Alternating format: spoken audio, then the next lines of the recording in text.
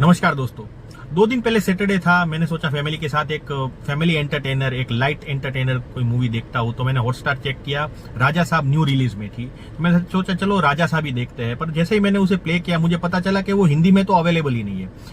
इससे पहले भी मैंने देखा है कि साउथ की बहुत सारी मूवीज लाइक वेटियन या कल की या ऐसी काफी मूवीज है जो वो लोग 15 दिन के बाद या एक हफ्ते के बाद हिंदी ऑडियो में लाते हैं। मतलब ये मुझे समझ में नहीं आ रहा है कि जब आप मूवी को रिलीज कर रहे हो तब आप उसे पैन इंडिया या थिएटिकल रिलीज के वक्त वर्ल्ड वाइड रिलीज सभी लैंग्वेजेस में लाते हो ताकि ज्यादा से ज्यादा मूवी लवर्स उनको जाके देखे और उनको ज्यादा ऑडियंस मिले।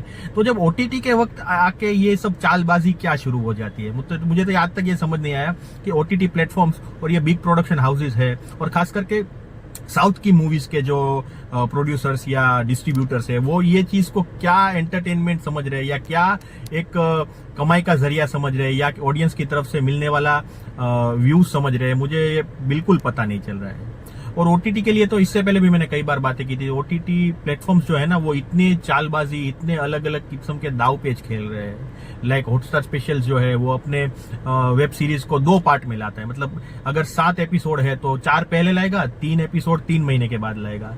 आप सोनी लिव देखो तो उसमें आपको 2007, 8, 9 के इंडियन आइडल के या तारक मेहता के 2010, 11, 12 के एपिसोड्स तो आपको देखने को भी नहीं मिलेंगे। मतलब ऐसी ये लिमिटेशन, ये ऐसी रिस्ट्रिक्शंस लाते हैं ना, ठीक है। तो ये दिखा रहा है कि ये इन सब लोगों को खास करके पब्लिक को ललचाना, पब्लिक को हर चीज ऐसे प्रोवाइड करना कि जैसे वो हमें मतलब एहसान कर रहे हो पब्लिक के ऊपर, ऑडियंस के ऊपर, अपने सब्सक्राइबर्स के ऊपर।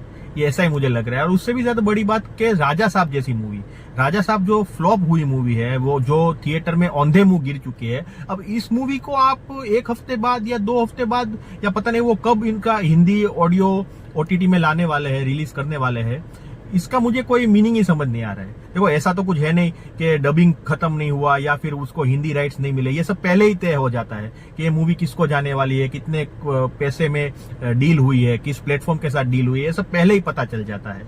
तो फिर भी आप इस मूवी को लेके ऐसी हाइप क्रिएट करना, ये सच में इतना स्टूपिड है ना। अगर कोई सक्सेसफुल मूवी हो तो हम समझ भी सकते हैं कि भैया ये मूवी इतनी सक्सेसफुल है कि ये डिजर्व करती है कि ये थोड़ा इस हिसाब से ऑडियंस के पास जाए ताकि उनको अपने सभी ऑडियंस का व्यू मिल जाए, ठीक है। पर ये ऐसी मूवी के लिए जब अगर आप ये स्ट्रेटेजी अपनाते हो तो ये आप ही स्टूपिड हो, मैं तो कहूंगा। ये इतने बड़े बड़े प्रोडक्शन हाउस या जो भी बैनर हो या जो भी साउथ के डिस्ट्रीब्यूटर्स हो या जो ओटीटी में ऐसी कंडीशन रखते हैं ना मूवीज में, वो सब बेकार के लोग हैं। उनकी थॉट प्रोसेस से तो यही दिख रहा है। आप प्लीज कमेंट करके हमें बताइएगा कि आपका क्या विचार है इसके बारे में।